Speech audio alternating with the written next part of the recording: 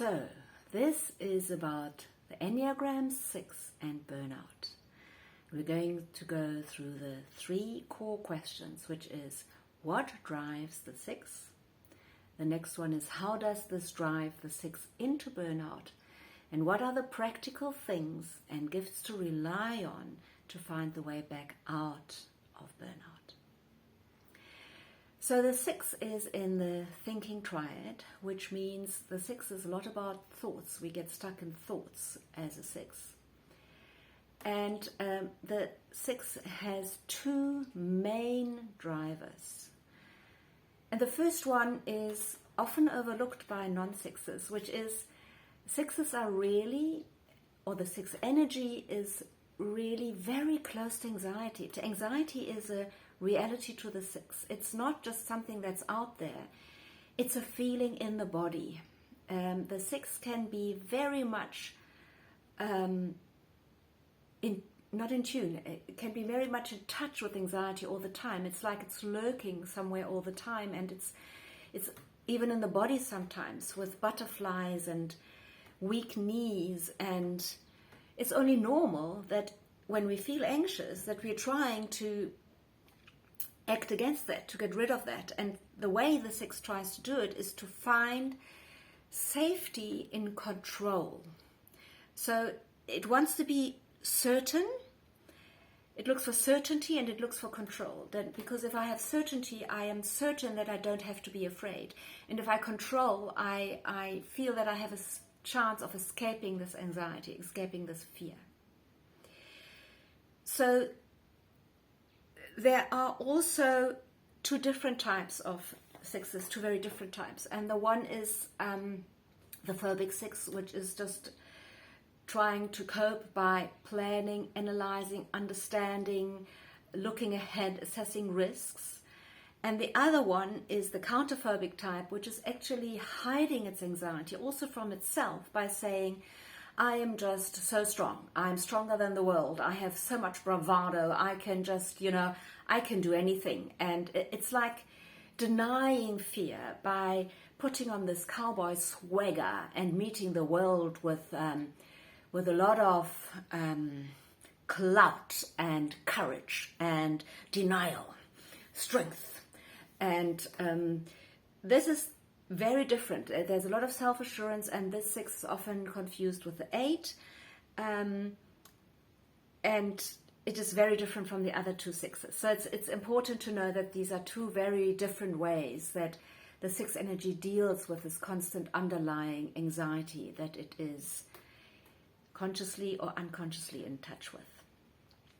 So the gifts that the 6 brings is, it's very dutiful because the 6 tries to really meet all the rules and do the things that are expected from me, so I have friends and support so that I don't antagonize things and create reasons for fear. It is witty and funny because the 6 has such a good understanding of things. It's always striving to understand things really well, to understand if it's offering a threat or not. But when the 6 is relaxed, it can use this knowledge in a very witty way.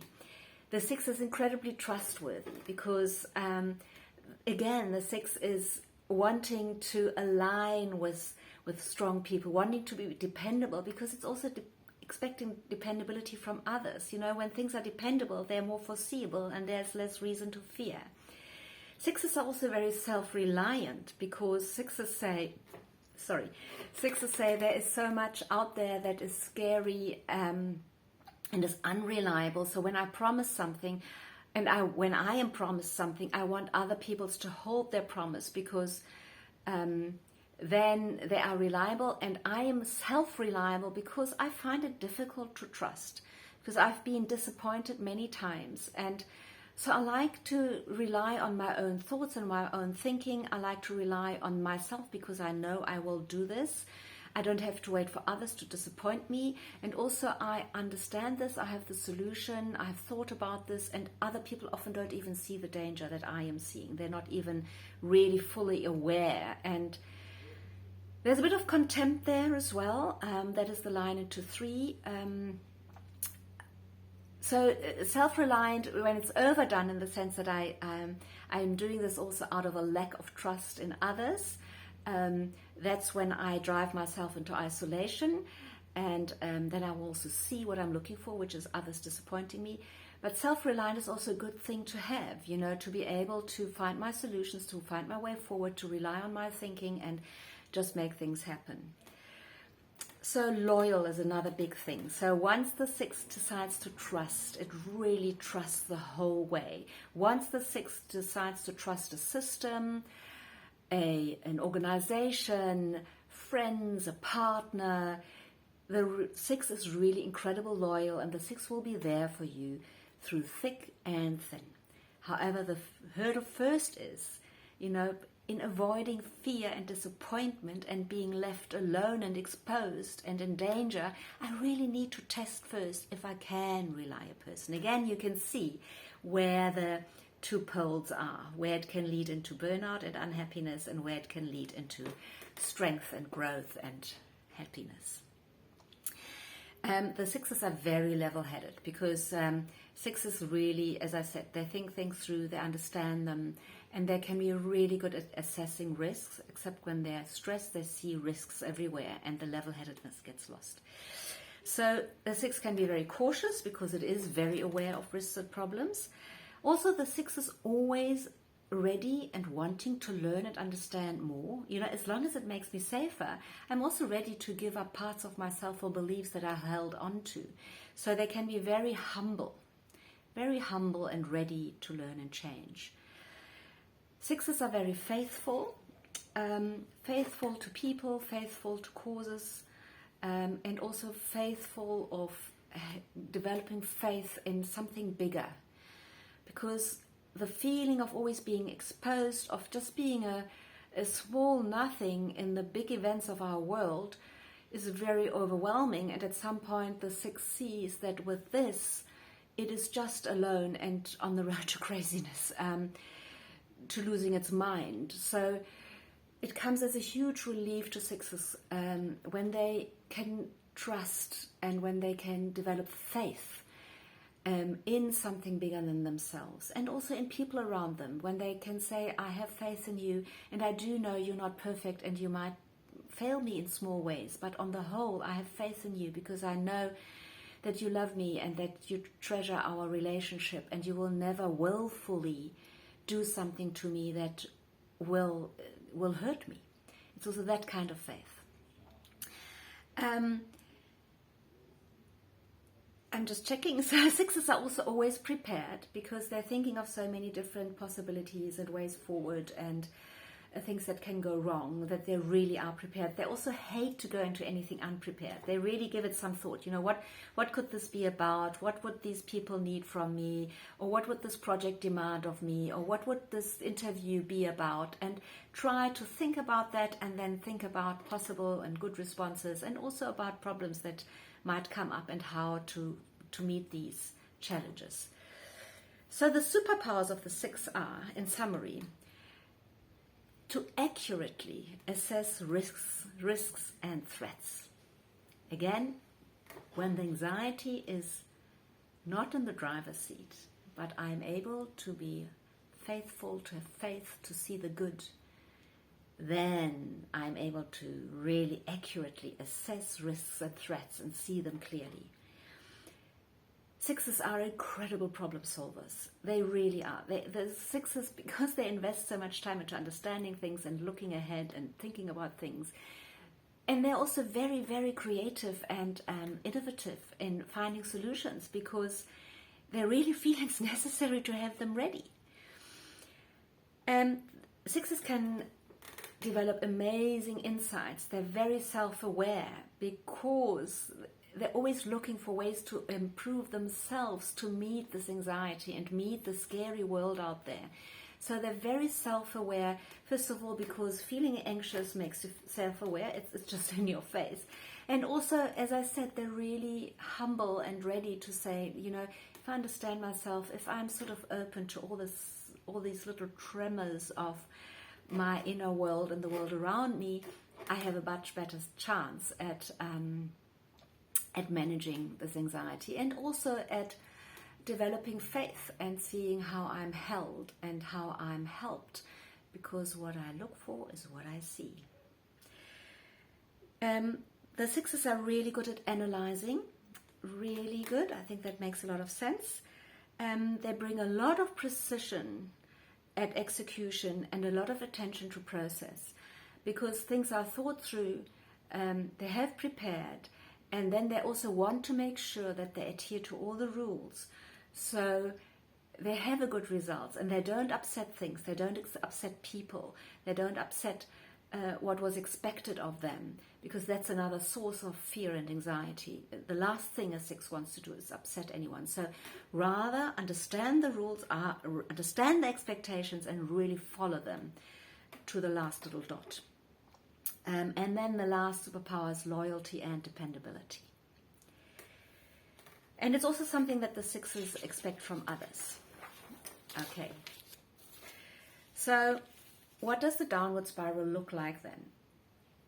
So that feeling of anxiety is really trying to be counterbalanced by wanting to feel sure. So the six doesn't like ambiguity and uncertainty. And it is always trying to control things around it in order to be able to cope. So what happens is I get stuck in thoughts of negativity. I can get stuck in thoughts of trouble, problems. I can easily perceive people as not liking me, people as having it in for me, people and organizations as not understanding me, of not having the best interests in their minds for me. And also I can easily perceive that there's a flaw somewhere. So I can't trust an organization because I can see leadership is not dependable. Or I cannot trust this partner because sometimes he is just too self-involved to even see me. And I overlook the other wonderful things that this partner is doing for me. I overlook that he's dependable, that he is trustworthy. But all I start seeing now all of a sudden is that he can be very accusative, blaming me, not seeing my side of things. This is just an example. You know, it's this thing of being stuck on the flaws, on the problems that can make a world that has some shadows just be a world of shadows, just be a world of darkness. Then also the six tends to overestimate risks. It's like the more focus you put on it, the more liable it is to happen. And also, you know, like vague thoughts can become so real. So, for example, if my husband doesn't come home at the time that he said, after, for example, in my case, playing volleyball, and I know he'll be home around 10, you know, if he's not home by 10:15, 10:30, I'm starting to think about, you know, what if he had an accident? What would I do if he had an accident? Who would I call? What would be the best way to deal with it? And then I get really stuck on that. And then he opens the door and I'm really happy and relieved. But I also look back thinking I got so stuck on this. On the other hand, if something would happen, I would know what to do. I have thought about it already. I would not be swept away. I would not be swept away by overwhelm. So it's just about balance. Like always, it's about balance. So sixes like to be part of groups of a strong organization, being associated with strong people that can give them a feeling of safety in this crazy world. So they look for strong people, they look to align with them with strong organizations and strong groups, and they want to do all the right things to be accepted by them and to be valued by them and to be protected by them. So in that sense, the six can really become a people pleaser. It's a different driver than for the two, because it comes more from wanting to belong, to be part of that group, to be protected by them and to hide in their strength, than from wanting to be liked. I mean, that also plays a role, but if we now strictly distinguish between the numbers, the Ennea 6 does it for safety reasons. So what also happens to the six, because it's so aware of threats and dangers, that it starts living with them. So they're surrounded by these possibilities of threats and danger, and it's all there is. I think I already talked about that.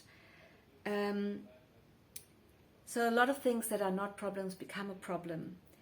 And also what happens, that friendships and alliances for the six can even fail because they see so many issues and problems that do not really exist, and then they're being pushed away, because the six is always the naysayers, the reluctant ones, the ones that always bring up problems, that seem to take pleasure in just seeing the problems and not seeing the good possibilities, because they do see solutions also. But it's almost like the six wants others to first agree. So yes, I can see the minefield, and then they can often relax. But if I just talk about the minefield and everybody just goes, oh my God, there she goes again. She just sees mines in that beautiful field of possibilities. And she doesn't see the trees and the grass and the sunshine. But once somebody tells me, yes, I can see there are mines as well, but can we just agree that we know where they are and we'll try to avoid them? Then the six can really relax and say, yes, thank you. This is all I actually needed to hear. But it's even better if the six can do that for itself, that we don't need others to tell us that. So the six might leave partnerships, organizations, because they are 90% perfect, but there's a 10% imperfection, and they get stuck on that imperfection. They can get stuck in the analysis and the self-doubt, because when you are stuck in the thinking, there are always other angles to look at, and that creates a lot of self-doubt.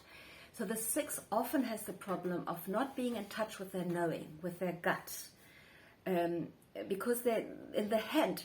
It's just such a jumble of problems that the possibility is there, but it sort of gets lost. The knowing which is the right way forward gets lost. And that is the actual pain of the six, that it loses itself. It loses the trust in itself and the trust in the solution it is actually so good at developing. So actually developing trust is the main way for the six out of that very sad place of burnout. You can see how the six burns out, because it's always striving for alliances, it's always striving for safety, it's always striving for control, it's taking on too much that it wants to control, it's always in the driver's seats, it always wants to be in the control room, in the situation room, and it always tries to tick all the boxes, dot all the I's, cross all the T's, just to make sure that they have everybody on their side and there's nothing left out there that is unattended that could present a risk. And that's how the six burns out, for the reasons that it's pushing people away, it's not getting safer, anxiety is getting worse, so I'm working even harder. And I'm not connected to myself. I'm not following my own knowing. I'm doing everything instead of the one thing that I know is right.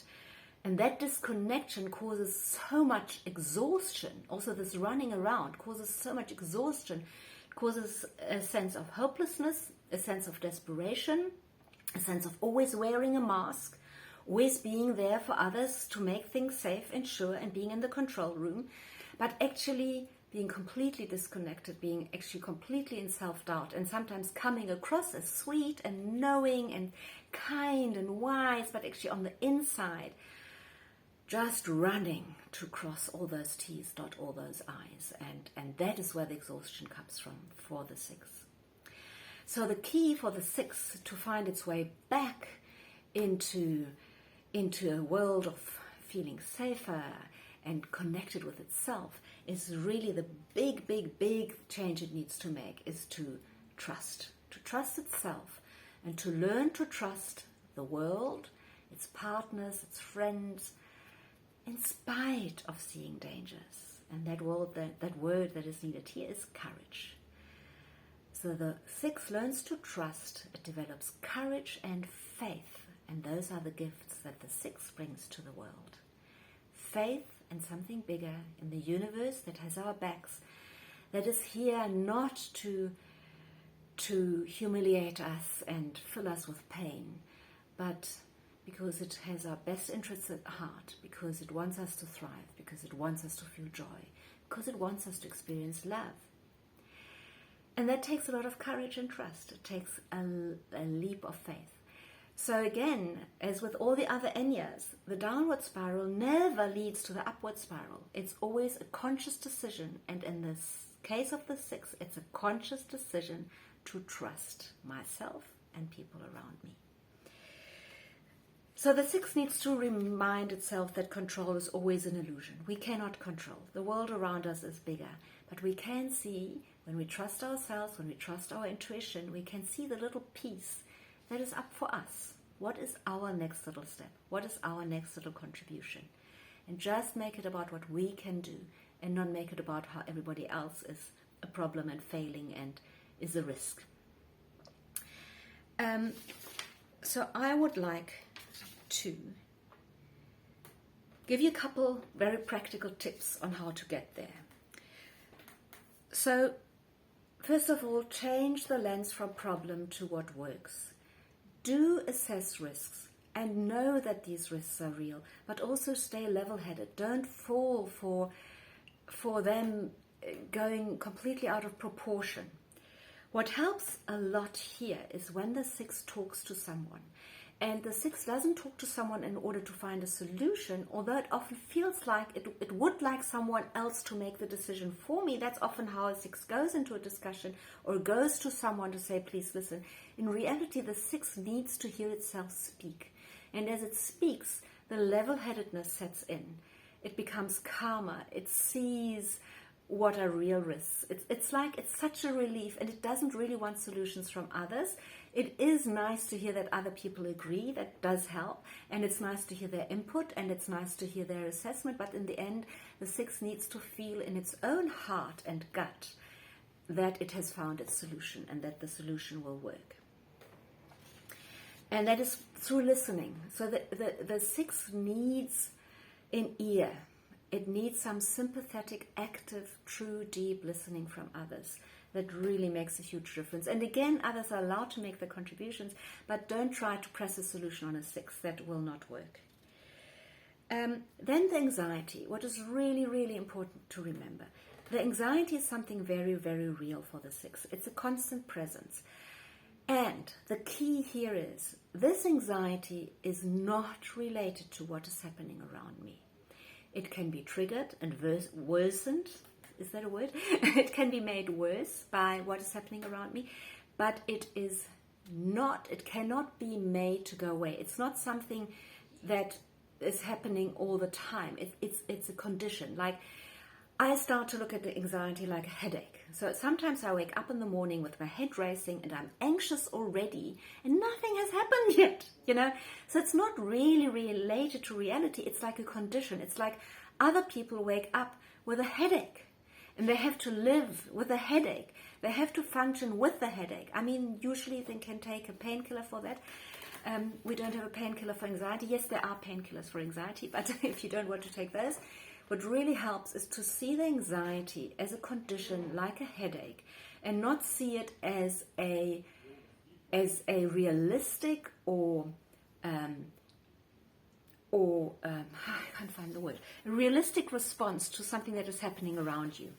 It is there already, and it is a condition like a headache. It's something that you try to uncouple from what you are experiencing. It's just there. Yes, and it is sometimes triggered by something that is happening on top of it. But it's not something that is always explainable. It's there. The other thing that is really, really, really important for a 6 is time. The 6 needs time. So a day full of things that are happening, things that trigger us, things that are going on around us, is a lot to take in.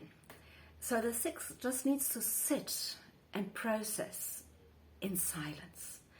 I always compare it like a day is like throwing a lot of pebbles into a small pond, and it really starts moving in all these waves, and it takes time until it quiets down, and sometimes they're not just pebbles, they're really downright rocks that are thrown into the pond. And the 6 needs time for the pond to become calm again. It just needs to move through us. We need to process the day. And the 6 often fights this because the head says, no, you need to think through it, you need to evaluate what happened, you need to understand the risks and dangers, you need to evaluate if you can rely on things, if you can rely on people. However, the head is just increasing the ripples. It's like a Doppler effect. It makes it worse. So it's about letting the ripples go. And it's more of a physical experience of letting that energy seep out again. Let it go again. So here are my top 5 tips for the 6 to move past anxiety and that need for control and certainty into a more balanced, level-headed, loyal, dutiful, trusted and trusting person. Someone who can offer faith and trust and courage to others. So first thing is get out of the situation room. Give up control. You can't control, and you don't need to control things for everyone. And it's exhausting you. Just get out of it. Take a step away. Let it go. Then the second tip is, develop a regular mindfulness practice, whatever that is for you. If it's yoga, meditation, prayer, tai chi, running, whatever it is for you, develop a regular practice that somehow also involves the body, because the body really helps release the anxiety. It can also be various practices. For me, it's yoga, running, and sometimes just sitting still and prayer. But do it regularly, so don't drop it when the world gets more hectic. You need it even more when the world gets more hectic. Rather get up at half an hour earlier. Just make sure you've got it in there. It's also a sign of self-trust and self-love to keep on giving yourself what you need. Then there's this beautiful quote that I came across in another video that I've linked below. And it says, it's by Sylvia Boorstein, a Buddhist nun, the way I understand it. And she says, when you feel terrible, this is what you need to recite to yourself. Sweetheart, you are in pain. Relax, take a breath. Let's pay attention to what is happening. Then we'll figure out what to do. I love it so much because I think from everything I've told you, you can see how the 6 actually dreams things up in the sense of there's something small happening and we do a whole story around it that is often not true. And also what 6s do, they project danger and things into the world that are not necessarily there. They even project dislikes and discomfort that is within ourselves onto others. So relax, take a breath, pay attention to what is really happening, and then figure out what to do. Love it. I also put that in the link I put it below. Then again, acknowledge your anxiety. That is the next step. Acknowledge your anxiety, but try to create a distance from it. Don't completely identify with it, but also see it as an affliction, like as an affliction like a headache that you can't necessarily explain right this moment. It happens. There's not always a connection to what is happening to us. It is uncomfortable, but it is not the truth. Being anxious is not our only truth.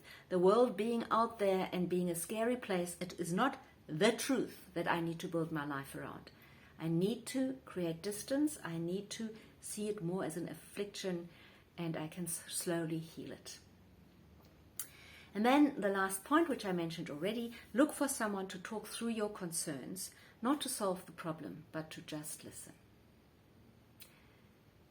Yeah, that is what I have to say about 6s. So 6s, in summary, anxiety is a reality to you which cannot be explained.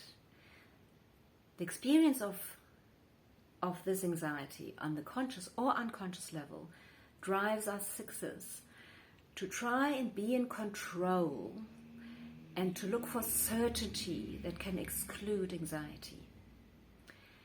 And what we need to do is to learn to trust ourselves and the world around us And that for that we need to develop courage and faith.